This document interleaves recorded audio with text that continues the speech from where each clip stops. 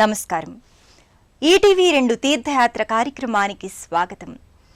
రుద్రాంశ సంభూతుడైన హనుమంతుడు భగవంతుని తత్వ రహస్య గుణ ప్రభావాన్ని చక్కగా ఎరిగినవాడు.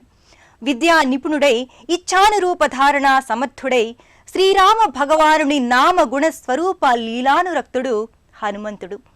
సాక్షాత్తు రుద్రతేజో రూపునిగా జగద్రక్షణకు అవతరించిన కారణజన్ముడు అంజనీసుతుడు. జాబాలి మహర్షి అభీష్టం మేరకు స్వామి స్వయంభూగా వెలసిన పరమ పవిత్ర దివ్యక్షేత్రమిది. చూపురలను ఇట్టే ఆకర్షించే ఈ దివ్యక్షేత్రం చిత్తూరు జిల్లా తిరుమల కొండపైన కలియుగ దైవం శ్రీ వెంకటేశ్వరునికి సన్నిధిలో నెలకొని ఉంది. ఇవాటి తీర్థయాత్ర కార్యక్రమంలో జాబాలి తీర్థక్షేత్ర విశేషాలను వీక్షిద్దాం.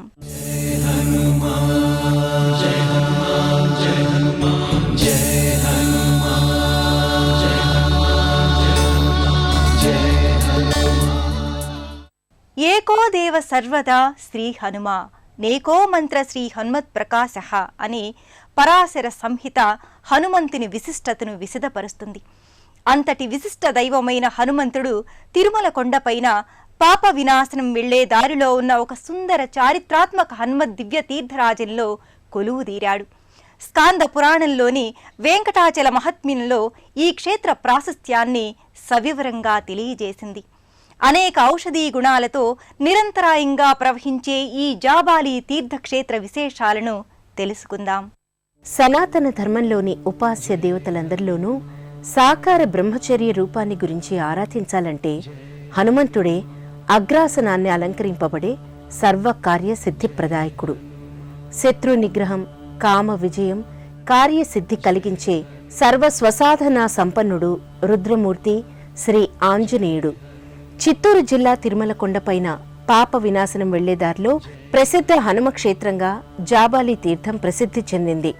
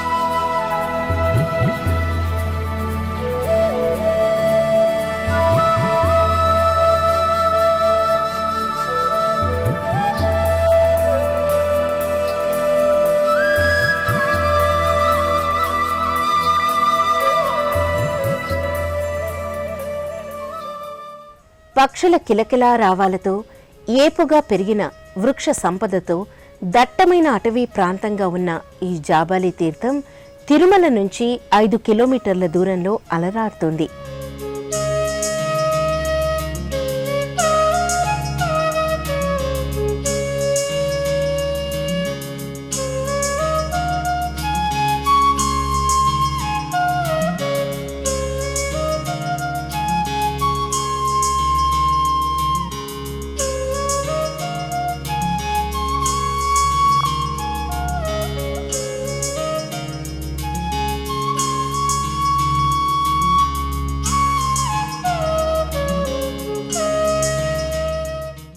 ఈ పవిత్ర దివ్యక్షేత్రానికి సంబంధించిన పురాణగాథ ఒకటి ప్రచారంలో ఉంది. 33 కోట్ల దేవతల ప్రార్థనపై శ్రీ మహావిష్ణువు రామావతారం దాల్చినప్పుడు రుద్రుడు శ్రీరామదూతగా అన్ని శక్తులతో దేవతలందరితో కలిసి వానర రూపంలో అవతరించడానికి నిర్ణయం జరుగుతుంది. అప్పుడు జాబాలి అనే మహర్షి హనుమంతుని అవతారానికి ముందే ఆ రూపాన్ని ప్రసన్నం చేసుకోవటానికై ఎన్నో ప్రదేశాల్లో తపస్సు చేసుకుంటూ ఇప్పుడున్న ఈ వెంకటాచలంలో అంటే తిరుమల కొండపై జప హోమం చేయనారంభిస్తాడు. అతని భక్తికి మెచ్చి భగవంతుడు తన యొక్క రాబో హనుమంతుని రూపాన్ని స్వయంభూగా అవతరించి చూపించాట. జపం వల్ల అవతరించినందువల్ల జపాలి అయ్యింది. అన్ని తీర్థరాజాలు వచ్చి చేరినందువల్ల జపాలి తీర్థం అని పేర్కొనబడింది. అయోధ్య కాండలో జాబాలి ఋషి తన ధర్మ విరుద్ధమైన మాటలకు వాగ్ దోషాన్ని మూటగట్టుకుని జపాలి తీర్థంలో తపస్సు చేసి రామగుండంలో స్నానం ఆచరించి వాగ్ దోష విముక్తుడయ్యాడని కథనం.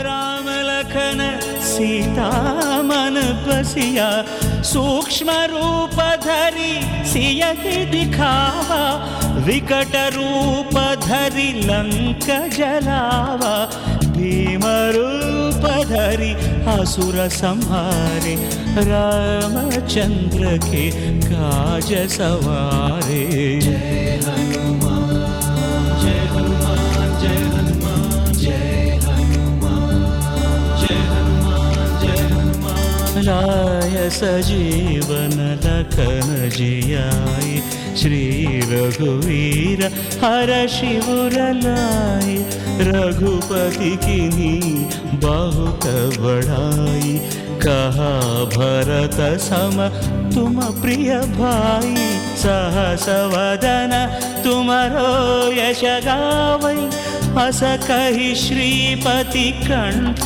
लगावै सनकादिक ब्रह्मादि मुनीषा जय हनुमान जय हनुमान जय हनुमान जय हनुमान जय हनुमान जय హనుమంతుడు వానరావతార మానవ భక్తాగ్రణ్యుడు. వానరాలకు అడవులు, చెట్లు చేమలు, నివాస ఆవాస సంచారాలకు చాలా అనువైన స్థలాలు. సరిగ్గా అటువంటి ప్రదేశమైన దట్టమైన అడవి ప్రాంతంలో ఏపుగా పెరిగిన వృక్ష సంపదలో చుట్టూ చక్కని జలపాతాల మధ్య పవనసుతుడైన ఆంజనేయుడు ఈ సుందర దివ్యధామంలో కొలువుదీరి ఉన్నాడు. శిష్టజన రక్షకుడు, శివాంశ సంభూతుడైన ఆ ఆంజనేయ స్వామి దర్శనం చేసుకుందాం పదండి. శ్రీయాంజనేయం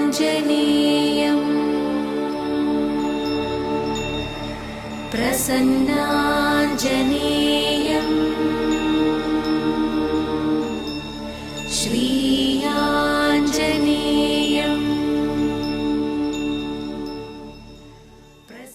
రామనామం ఎక్కడ వినిపిస్తుందో అక్కడ తాను సదా కొలువుతీరి ఉంటానని రామభక్త హనుమాన్ వివరించాడు. అందుకు ప్రత్యక్ష నిదర్శనంగా శ్రీరామచరణ సేవా తత్పరునిగా, అతులిత రామభక్తునిగా, రామదాసానుదాసునిగా ఆంజనేయుడు గర్భాలయంలో తేజరిల్లుతూ ఉంటాడు. భజే వాయుపుత్రం భజే బాలగాత్రం భజే. తోరణగతుడై ఒక చేత్తో గదను ధరించి సింధూరమూర్తి అయి రజత కవచాలంకృతుడై భక్తులకు అభయాన్నందిస్తున్నట్లు గర్భాలయమూర్తి దృశ్యమానమవుతాడు.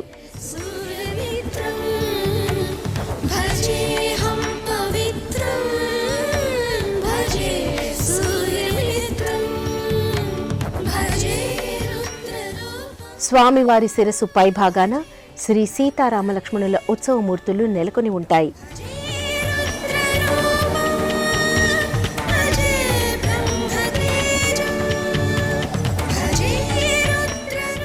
అభయం, ఆనందం కలబోసిన స్వరూపం ఆంజనేయుడు.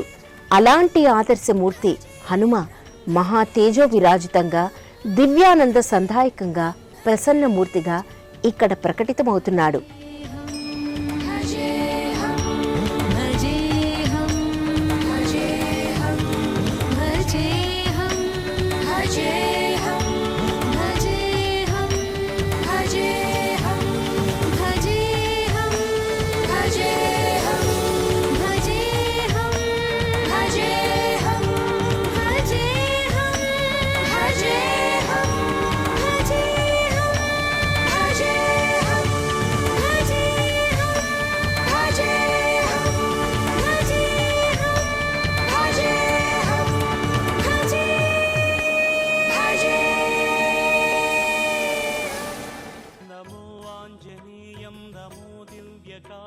नमो वायुपुत्रं नमो सूर्यमित्रं नमो निखिल रक्षाकरं रुद्ररूपं. ఈ వృక్షరాజం చుట్టూ ప్రదక్షిణలు చేస్తే సత్వరంగా తమ కోరికలు నెరవేరుతాయనేది ఇక్కడి నానుడి.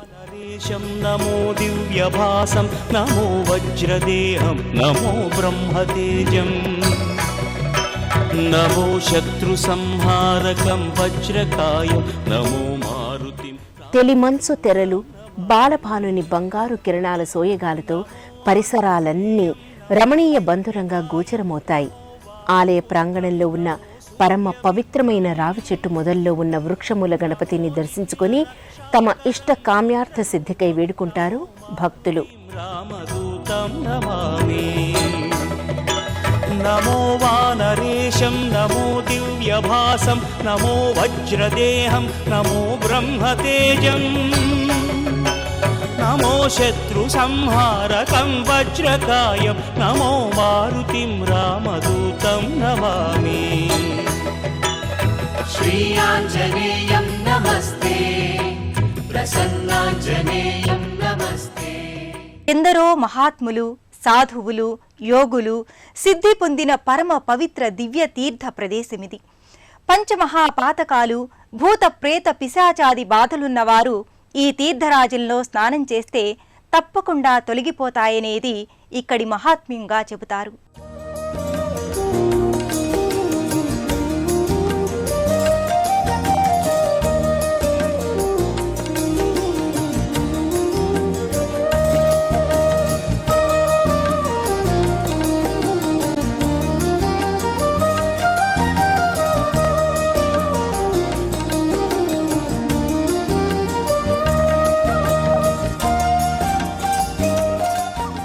ఎందరో మహా తపస్సంపన్నులు, యోగులు, పురాణ పురుషులు తపమాచరించి సిద్ధిని పొందిన ఈ పవిత్ర స్థలంలోనే సీతాకుండ్, రామకుండ్ తీర్థాలున్నాయి.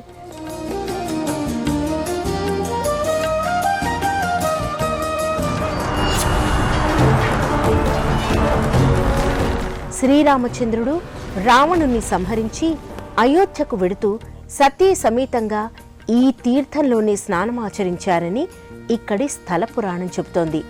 అందుకు ప్రతీకగా శ్రీరాముడు స్నానమాచరించిన తీర్థం రామ్కుండ్గా, సీతాదేవి స్నానమాచరించిన తీర్థం సీతాకుండ్గా అలరాడుతున్నాయి.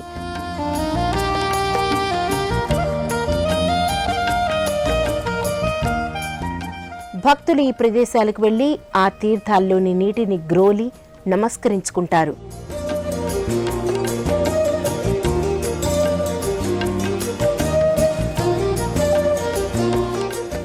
ఆంజనేయ స్వామి ఆరాధన వల్ల భయం తొలగుతుంది.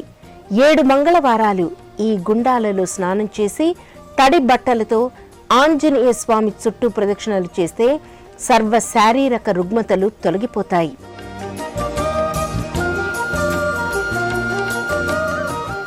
హనుమంతుని జయంతి రోజున లక్షలాది భక్తులు జాబాలి తీర్థానికి తరలి వస్తారు.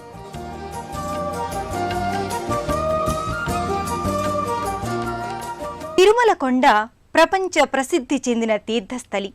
ఆ సప్తగిరులు ఎన్నో మహిమాన్వితాలకు, పురాణ విశేషాలకు నెలవు. తిరుమల రాయుని ఆవరణం మరెన్నో విశేషాలకు నిలయం.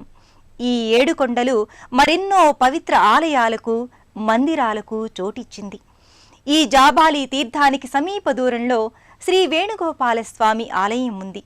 దీనికి సమీపానే శ్రీ హాతీరాం బావాజీ గారి సమాధి స్థలం కూడా చూడగలం.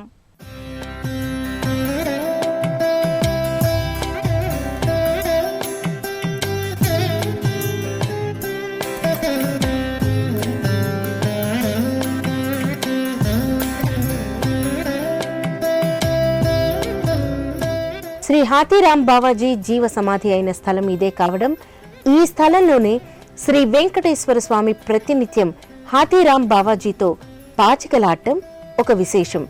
శ్రీ హాతీరాం బావాజీకి సంబంధించిన కథనం ఒకటి ప్రచారంలో ఉంది.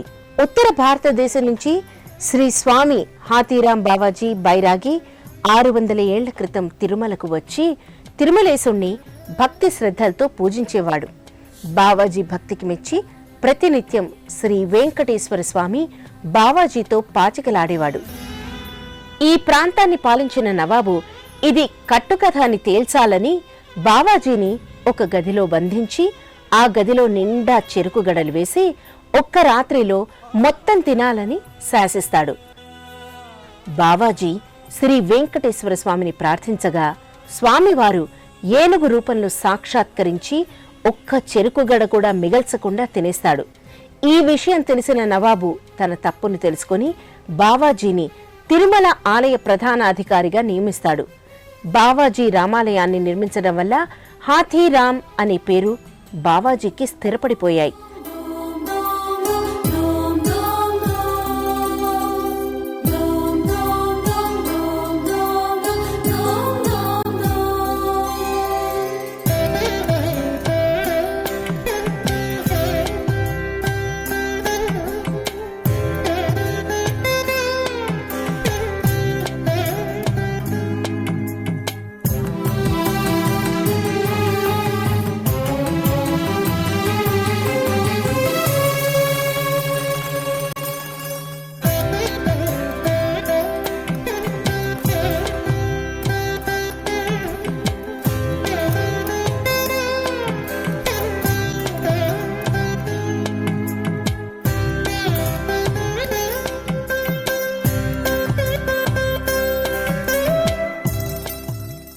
గర్భాలయంలో శ్రీ వేణుగోపాలస్వామి వ్యత్యస్త పాదార విందుడై దేదీప్య కాంతుల్ని విరజిమ్ముతూ చిన్మయ చిద్విలాసంగా ప్రకటితమవుతాడు. నందబాలం భజరే నందబాలం బృందావన వాసుదేవ బృందాలోలం నందబాలం భజరే నందబాలం.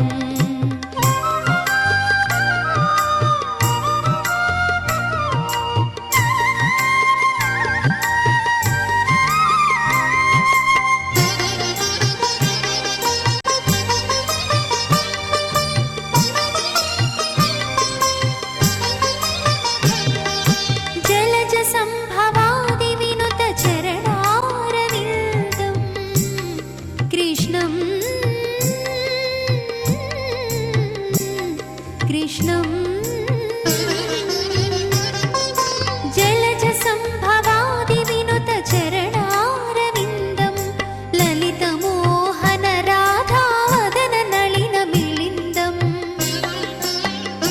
నందబాలం భజరే నందబాలం బృందావన. ఈ సుప్రసిద్ధ జాబాలి హనుమాన్ క్షేత్రానికి చేరుకోవడానికి అనేక బస్సులు అందుబాటులో ఉన్నాయి. అన్ని ప్రధాన పట్టణాల నుంచి తిరుపతి వరకు బస్సు లేదా రైలు ద్వారా చేరుకొని అక్కడి నుండి తిరుమల కొండ పై భాగానికి ఏదైనా వాహనంలో చేరుకోవచ్చు. ఈ తిరుమల కొండ నుండి పాప వినాశనం వెళ్లే దారిలో ఈ జాబాలి తీర్థం మనకు దర్శనమిస్తూ ఉంటుంది. నిటల తట స్ఫటికుటిల నీలాలక బృందం. పరిపూర్ణ వ్యక్తిత్వానికి పవనసుతుడు ప్రతీక.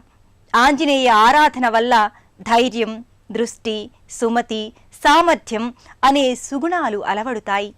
ఆ స్వామిని ఆరాధించిన వారికి ఎటువంటి అపజయాలు కలుగువు. ఆ శ్రీరామ భక్తుడైన హనుమంతుని దివ్య ఆశీస్సులను మనం కూడా పొందుదాం. మరో తీర్థయాత్రలో మళ్ళీ కలుసుకుందాం.